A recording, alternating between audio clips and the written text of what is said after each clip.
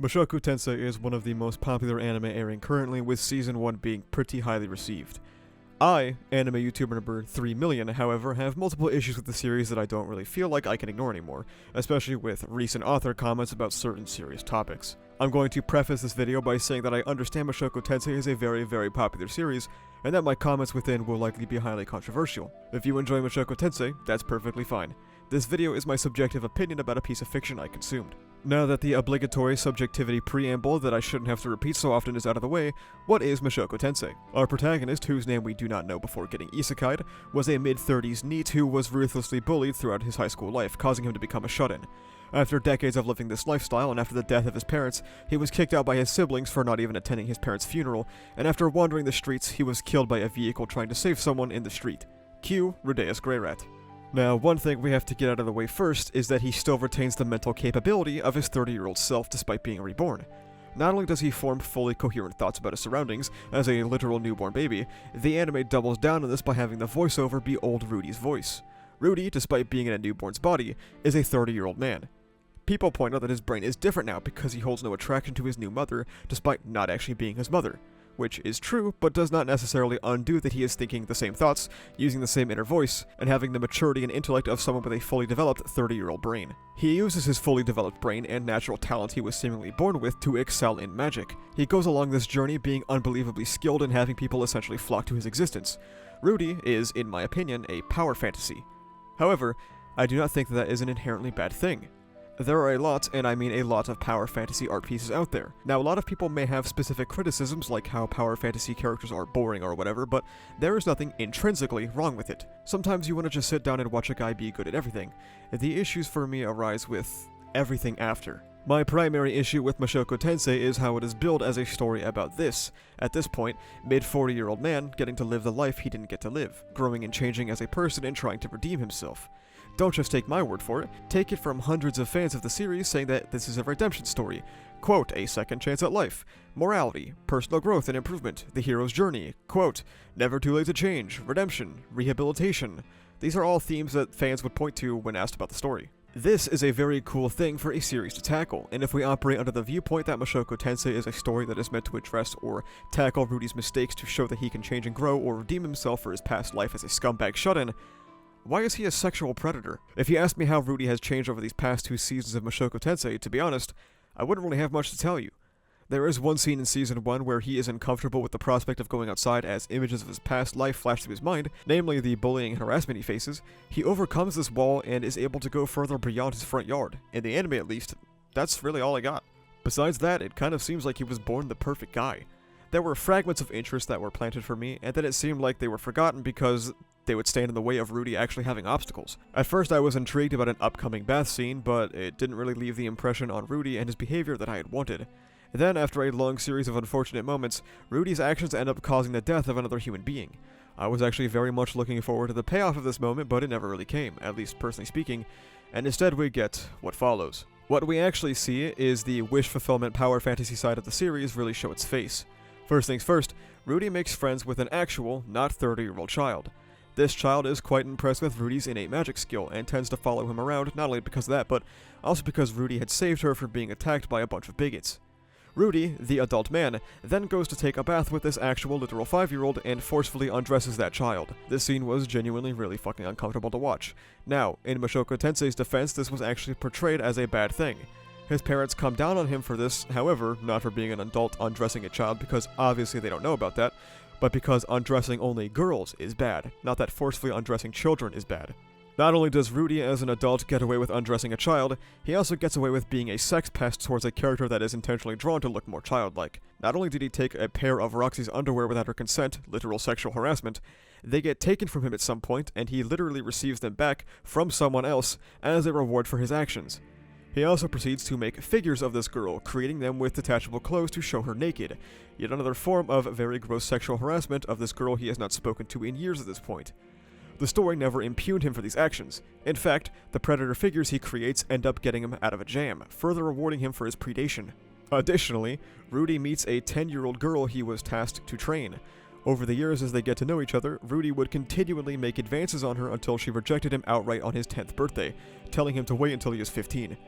We also get a wonderful scene of Rudy being so unable to communicate with a child normally that he has to go leave to rub one out real quick before he can have a real conversation with her, because he saw her lying down from seasickness. This all culminates in not Rudy recognizing that he should not have sex with a child, but actually, he literally does have sex with a child when he's not even 15. And he even explicitly thinks, wouldn't this be taking advantage of her?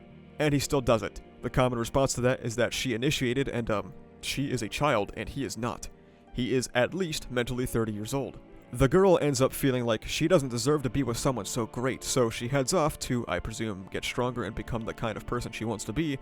Rudy is very distraught that his statutory rape victim went off on their own, causing him to get erectile dysfunction. No, none of this is made up. Yes, he gets away with all of this. Now, there is one thing we have to get out of the way. How exactly does a character get away with something? A lot of people misinterpret this to mean that I think Rudy should be thrown in jail. No, not that one. Which isn't entirely accurate. He should be put under the jail. Seriously though, what does holding fictional characters accountable entail? I've made an entire video about this, but I can go over it again briefly. Narratives do not have to go out of their way to obnoxiously explicitly explain that a character doing something is bad.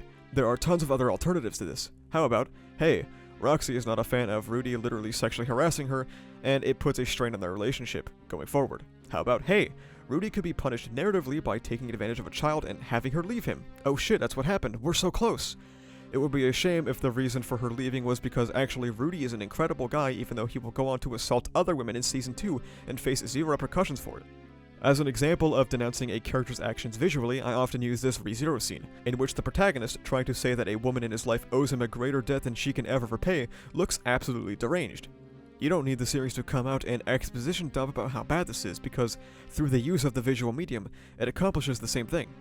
As an example of denouncing a character's actions narratively, you can look at Tanya the Evil, another isekai anime about someone who is evil. She is a pretty fucked up fascist little dude, and the series regularly punishes her for this, always dangling her true desires right in front of her and taking them away last second, a constant mockery of her ideology and pointing out her incompetence. Rudy's desires are never teased and stripped from him, instead he is constantly rewarded. Despite being a pest and stealing Roxy's underwear, the adults around him protect him and give him back to him for him to form a religion around. Despite forcefully undressing a child, he continually gets more and more adept at magic and even gets rewarded by yet another childlike character giving him a power boost, letting him see a second or two into the future. Despite being a weird fucking creep to a child consistently for years, this never strains their relationship at all and instead falls directly in line with wish fulfillment garbage and allows him to actually have sex with her. One of the most popular television shows in history, Breaking Bad, is a series all about narratively punishing its protagonist for his ever-expanding ego and pride. He makes a bad decision, he narrowly escapes the worst consequences, and dives himself deeper into a worse situation over and over for 5 seasons before it all finally blows up in his face. The point being, you can punish characters in multiple different ways rather than just fucking throwing them in jail, and it's a cop-out response to the genuine criticisms of the horrible character known as Rudy.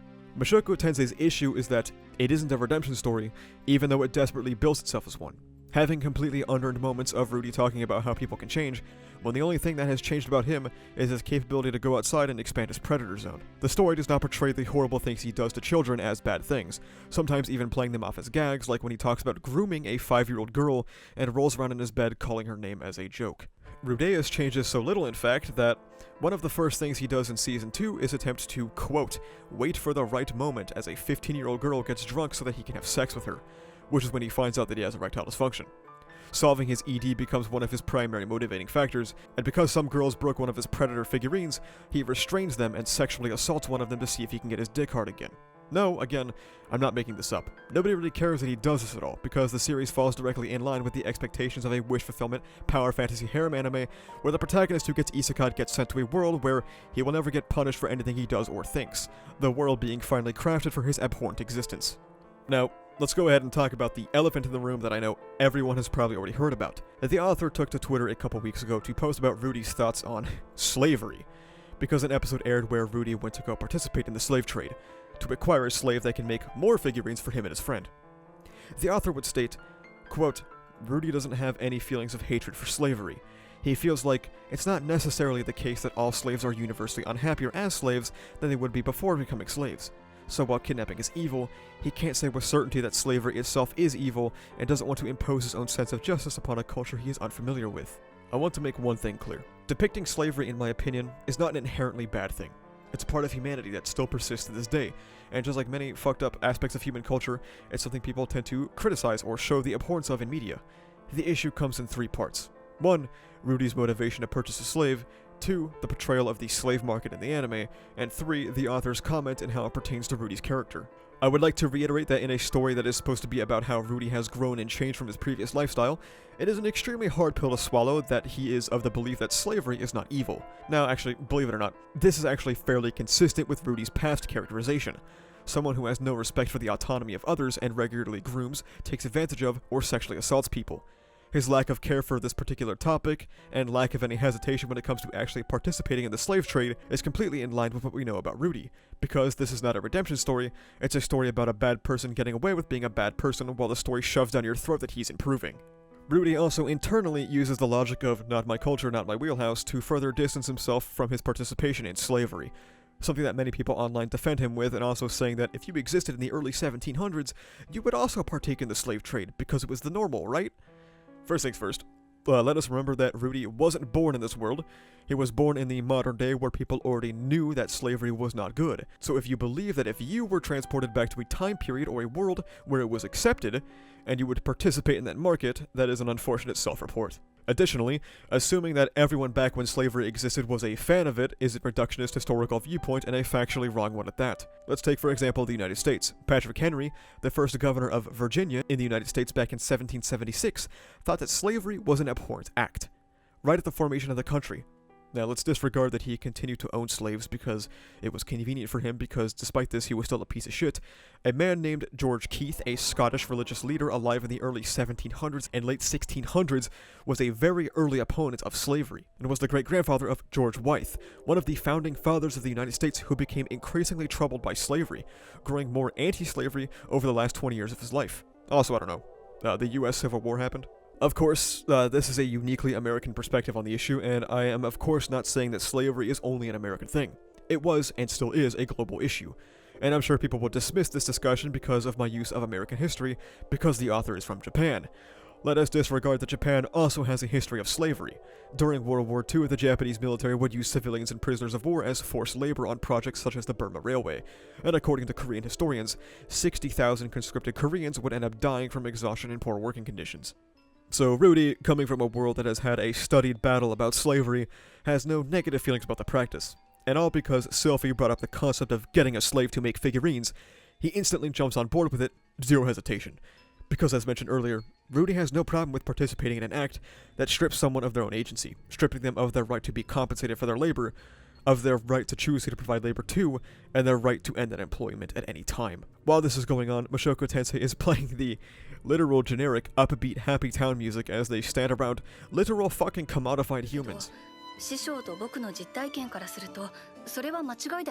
It's okay though, because he gives one solemn look briefly in the store before then immediately jumping to, I should kill this slave to free her, instead of any other option.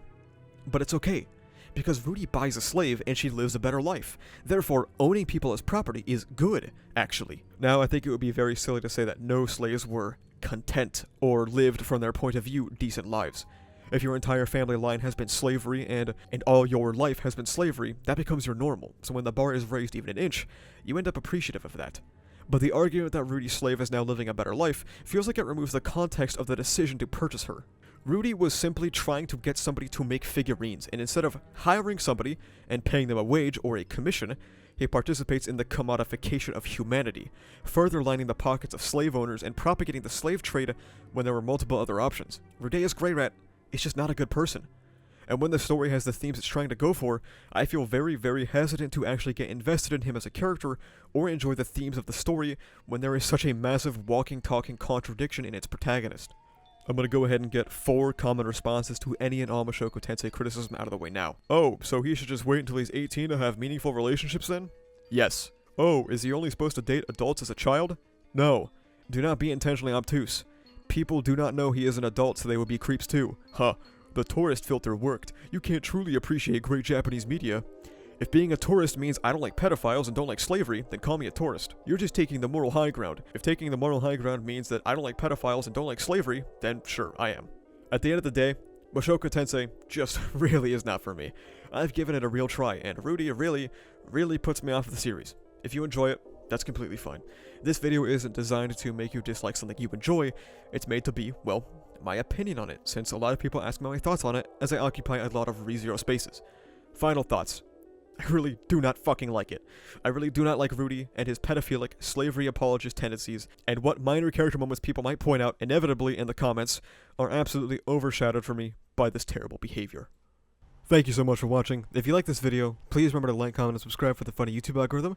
You can also become a YouTube member, which gives you access to behind-the-scenes content, a badge on comments and livestream chats, as well as the use of emotes and videos before their actual release. You can also check the description for socials like Twitter, where I'm objectively correct all the time, and Discord, where we talk about ReZero, My Hero Academia, Jujutsu Kaisen, and stuff like that. That's about it though. Thank you for watching. See ya.